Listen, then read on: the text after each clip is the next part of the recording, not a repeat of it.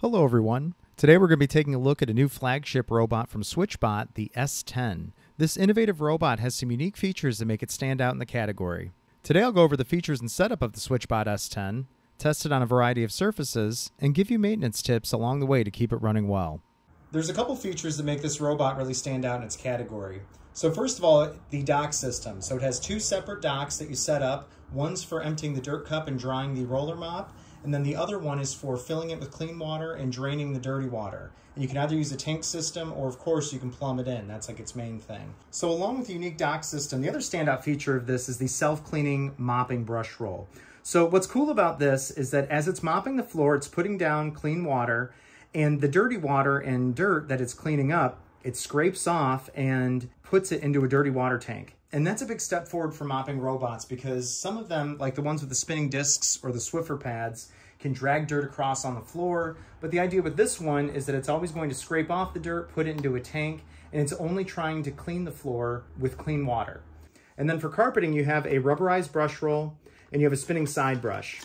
My only real complaint with the setup here is that I do wish that both the brush rolls were wider, particularly the carpeting one, because the carpeting performance is good, but the narrow brush roll and the reliance on the edge cleaning brush means the edge cleaning suffers. So the edge cleaning could be better on carpeting. So wider brush rolls would be nice, but you really need to get into like a D shape to evolve this substantially. But this is very typical. Circle robots have had setups like this for years now, but this is a big step forward. All right, the SwitchBot is very unique in that it comes with two docks.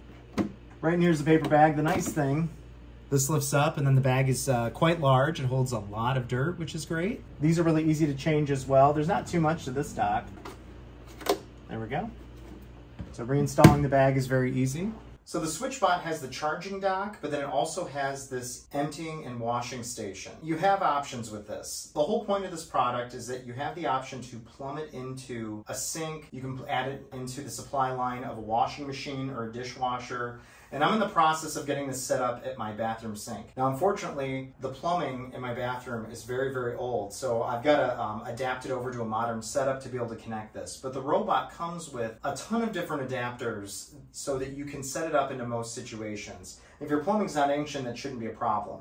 However, if you can't hook it up at all, you have another option. And this is what I have going on right now. On top of the base, you can add these tanks and then they plug in on the side. The tanks, you fill one up with water and it collects the dirty water into here. So if you can't plumb this robot in, you do have this option. What I have going on here is a bit of a hybrid setup, which is kind of funny because you can do this. Now, so what it's doing right now, I'm using the water tank. It's filling up the robot with this tank here of water, but I already have it set up to drain down the drain. So it is connected to the drain of the sink. And so now the robot fills up with this, but then empties down the drain. And pretty soon, unfortunately, I couldn't get it done in time for making this video, but I am going to connect it to the supply line of the sink too in about a week or so. And then it'll be fully autonomous. It's going to fill up and empty on its own. When the robot's all done, it's going to return to this. It'll empty the dirty water down the drain. It's going to refill the tank, wash the brush roll, then it's going to return to its charging station where it's going to recharge the robot and dry the brush roll. So even though it has two docks instead of one, so you have a little bit more of a storage footprint here, both of them seem to work well. And the idea is that once, if it's plumbed in, this can tuck neatly out of the way you would hope in your home, and then everything's handled autonomously. You know, you occasionally wash the brush roll. Inside here, it untwists and pulls out. There's a little filter that you would have to check and clean regularly, like a strainer. But outside of that, that's about it. And inside here too, in the top there, there's a little port and you can add cleaning solution. And totally optional, but it came with some extra cleaning solution. You can add that, it'll add that to the water tank as it mops the floors. You have options with this. You have multiple ways you can set it up. You can use it with the tanks, you can plumb it in, you can do a hybrid setup like I have going right now, kind of in the interim. But the whole point of this is that it wants to take care of as much of it as possible on its own, which is really nice. Outside of optionally plumbing the robot in, setup was very easy. One thing to note is that both docks need to be set up on hard flooring. Due to the design of the self-emptying dock, it has to be set up on hard floors to dry the mopping roller properly. Once set up, the robot will perform a mapping run. The robot will spend a few minutes wandering around, getting maps of each room. After that, it will create a map of your home, and it unlocks all kinds of custom cleaning options, such as cleaning a few specific rooms in the order you want. The software app itself could be a little more polished, but it has a ton of welcome features and works well. Let's start with a mopping test. On my kitchen floor, I've put down 3 condiments: ketchup, mustard, and Worcestershire sauce. I let the ketchup and mustard fully dry to the floor and the Worcestershire sauce partially dry. Now, what I learned after these tests is that the dried condiments were really stuck to the floor, so the robot couldn't fully clean them. This ended up being too extreme of a test, as even cleaning the condiments up afterwards with my electric mop was a challenge. For daily mopping, this robot will do a great job, better than most, but I don't think any robot could have handled this extreme test well. I'll keep that in mind with tests going forward. For the next test, let's see how it handles a free-for-all of kitchen crumbs as well as mopping. The side brush scattered a considerable amount of debris around, but with the second pass it was able to grab all but a few crumbs. When cleaning hard floors, the robot runs pretty quiet, and I wouldn't consider it disruptive. For daily mopping as well as vacuuming, the robot will do a great job keeping the floors clean. I would like if the robot used a little more water overall, but the nice thing is that the floors only take a few minutes to dry after it's finished. Alright, the robot's all done and washing its mop now. It did take care of most of the crumbs, which is great. It only left a couple behind. The robot's just finished mopping the kitchen twice, and the first time I just had it focus on mopping, and the second time I put down all those crumbs as well and had it mop the floor again. So let's take a look at how the robot held up during all of this. Alright, so first let's take a look at the bin. So this just lifts off. See how the self-emptying worked? So my dustbin has been removed. The self-emptying system in this robot does work very well. So it did a great job taking out most of the crumbs here, and then it cleaned the screen pretty well in the dirt cup and cleaned the filter a little bit too, which is great. If you need to clean the filter further, this just lifts up and you can pull this out, and this is both washable, or the easiest way to maintain it regularly would be to vacuum it off with another vacuum, but it's not difficult. And again, the self-emptying on this does work better than most of them, which is great. So this just pops back in. Dustbin returned. This cover here is magnetic, and there's a little cleaning brush for the filter and brush roll as well if you need it. Just sets back on. And now let's take a look at the mopping brush roll after all of that. So it's currently drying the brush roll. Please put me back on the floor. So let's take a look. So there's this. So that isn't too bad. There's a little bit of residue in there, but not bad.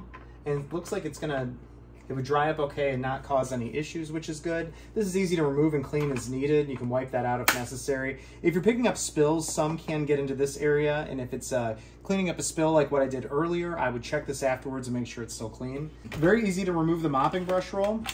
You lift that up there, and then you push on this, and the mopping brush roll pulls out. Removed. So the mopping roller itself, pretty clean, but you can see some ketchup residue on this. So after really bad jobs, I would still remove this and wash this as necessary. It's gonna take care of most of it, and for daily cleaning, it's gonna clean it and dry it, and it'll just be ready to go for the next job. But after an extreme test like what I just did, I would wash this, and then this just pushes back in. Close this up. Mop installed. And then on the back, there's an removable dirty water tank. Pull this out. Water box removed. Oh, you push down on this, unlocks it. You can get in here and you can rinse this out if needed, and the robot will flush this out. It's done a pretty good job of doing so. There's still a little bit of water in there, but that's okay. But if necessary, you can wash this as needed. And again, after really nasty jobs, like if you clean up a bunch of condiments, you might want to rinse this out, let it dry, and then throw it back in the robot. But not too bad. The cool thing, this was in the middle of drying the roller mop, so once I put this back on, it's now going to continue drying it. So it'll just pick back up where it left off, which is nice. Maintenance isn't too bad. Let's see how the S10 cleans wall-to-wall carpeting. On my living room floor, I've put down a bunch of oats, cracker crumbs, and shredded paper. I set the SwitchBot to clean the room at full power and vacuum the room twice during this run. The SwitchBot has excellent navigation, using a suite of sensors, LiDAR, and vision. The robot first borders the room, then vacuums the inside of the border in nice straight lines. In low light areas, the robot is equipped with headlights to help it see, so it can vacuum in the dark. The robot taps into things as it navigates, but overall is very gentle, thorough, and pretty smart.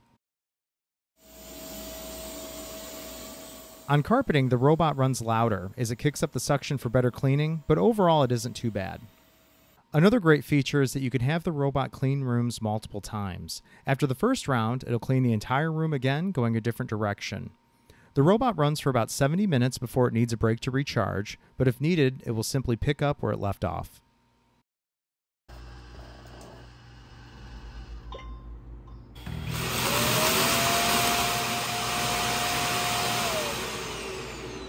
All right, I just finished the living room, the 2-pass run.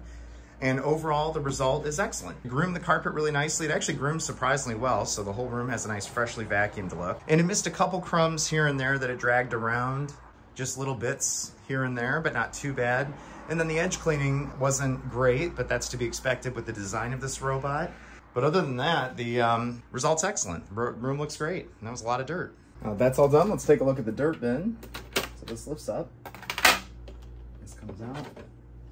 Looking at that, the self-cleaning actually did an excellent job. This opens up here. And what I like about the self-cleaning system on this robot, a lot of them blow air through the dirt cup and then suck it out the other side. This one doesn't do that. It just sucks the dirt out one way. But what that means is it cleans the screen really well each time. And it also cleans the filter more than most self-emptying robots. So this system, the self-emptying system on this is actually really good, especially compared to the competition. So that's great. So that goes back in there. That was a big test. It pulled out all the dirt just fine, didn't clog it, which is good. I tried not to put down too much that it would clog it, but I wanted to make sure the self-emptying would work. So that actually did an excellent job. For a final test, let's do a pet hair pickup test. On this red rug, I've grounded a bunch of fake pet hair, which gives an idea of how well the robot can handle ground-in dirt and groom the nap of the carpeting.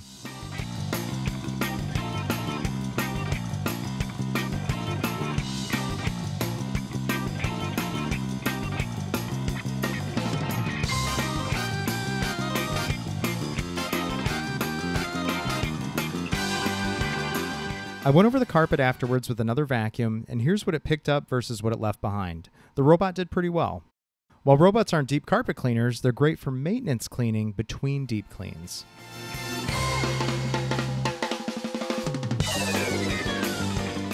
So there you have it. Overall, I like the SwitchBot S10. It does a great job on carpeting, a good job on hard floors, and the innovative self-cleaning mop setup is a step forward for mopping robots. If you're able to plumb the robot in, you can enjoy a lower maintenance owner experience, as the robot will do everything on its own and you won't have to bother emptying or refilling tanks. Both base stations work well, and I appreciate that the self-emptying station does a good job cleaning the robot's filter and screen in the dirt cup, which makes a big difference in performance. In the next model, I would like to see wider brush rolls for both mopping and carpeting, a cyclonic filtration system for even lower user maintenance, and a slightly more aggressive mopping system with a little more scrubbing action and the use of a little more water. Overall, though, this is a cool product. I like how hands-off the robot tries to be, and it largely succeeds. I always enjoy reading your comments. If you liked the video, please consider liking or subscribing to help the channel grow. If you have any questions, feel free to ask. Thank you for watching, and have a great day.